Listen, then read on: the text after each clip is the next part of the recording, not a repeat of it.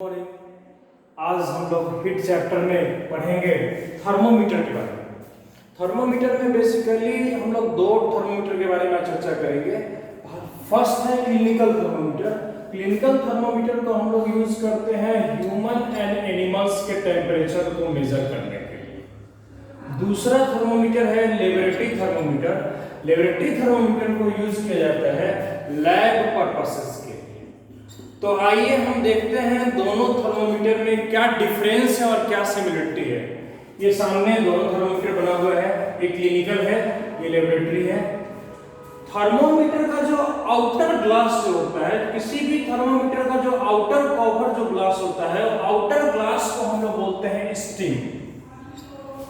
दोनों क्लिनिकल और लेबोरेटरी दोनों के आउटर कवर को हम लोग बोलते हैं स्टीम। स्टीम के अंदर में पतली सी नली है जिसका नाम है कैपिलरी ट्यूब। कैपिलरी ट्यूब को हम लोग हिंदी में बोलते हैं केस नली। केस नली कहने का मतलब है केस जैसी, हमारा जो बाल है, हेयर लाइक एक ट्यूब होती है, अंदर में एक पतली सी नली होती है जिसको हम लोग बोलते हैं कैपिलरी ट्यूब। स्टीम के अंदर जो एक पतली सी नली है उसको हम लोग बोलते हैं कैपिलरी ट्यूब। और कैपिलरी ट्यूब में एक शाइनी लिक्विड होता है, एक चमकीला लिक्विड होता है जिसको हम लोग बोलते हैं मरकरी। मरकरी का सिंबल होता है Hg, और Hg हम लोग एक लिक्विड है, एक मेटल लिक्विड है जिसको हम लोग थर्मोमीटर में यूज करते हैं, और इसमें जो इंडिकेट कर रहा है लिक्विड ये है मरकरी। उसके बाद क्लिनिकल थर्मोमीटर और लेबोरेटरी थर्मोमीटर में वन डिफरेंस है, जो डिफरेंस है किंक का। किंक को हम लोग बोलते हैं बेंड। जो कैपिलरी ट्यूब है ये अंदर से थोड़ी सी टेढ़ी होती है, बेंड होती है। इस बेंड लाइक स्ट्रक्चर को हम लोग बोलते हैं किंक। और क्लिनिकल थर्मोमीटर में तो किंक होता है, लेकिन लेबोरेटरी थर्मोमीटर में नो किंक, इसमें किंक नहीं होता है। ये सारे स्ट्रिंग, कैपिलरी ट्यूब, मरकरी, ये सब सारे के सारे सिमिलरिटी हो गई, और ये डिफरेंस किंक का होता है। क्लिनिकल थर्मोमीटर में किंक होते हैं और लेबोरेटरी थर्मोमीटर में किंक नहीं होते।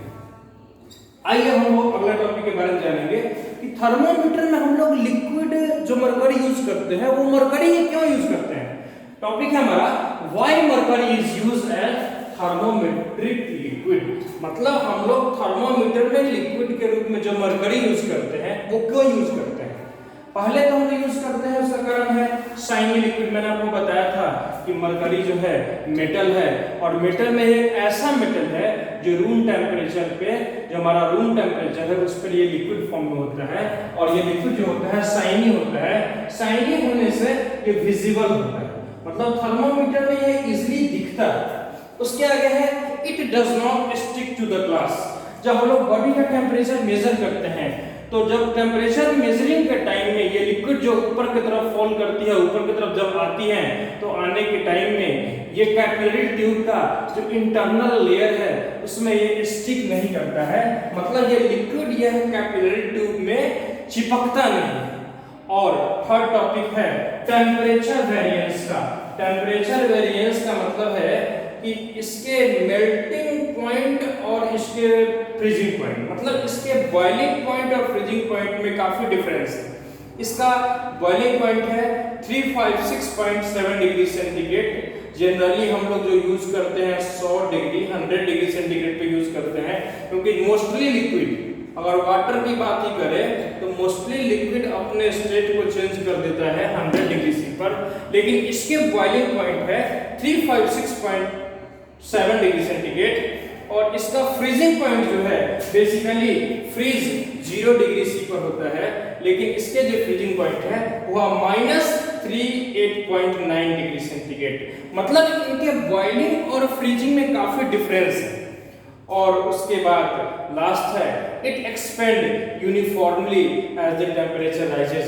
मतलब जब हम लोग थर्मोमीटर को जब किसी बॉडी के कांटेक्ट में लाते हैं टेम्परेचर मेजर करने के लिए, तो यह यूनिफॉर्मली मतलब आसानी से, अच्छे तरीके से, वेल तरीके से टेम्परेचर राइज करते के रूप में टेम्परेचर राइज होता हुआ, यह मतलब मरकरी ऊपर की तरफ इस कैपिलरी ट्यूब में बढ़ता हुआ, इंक्रीज करता हुआ दिखाई देता है।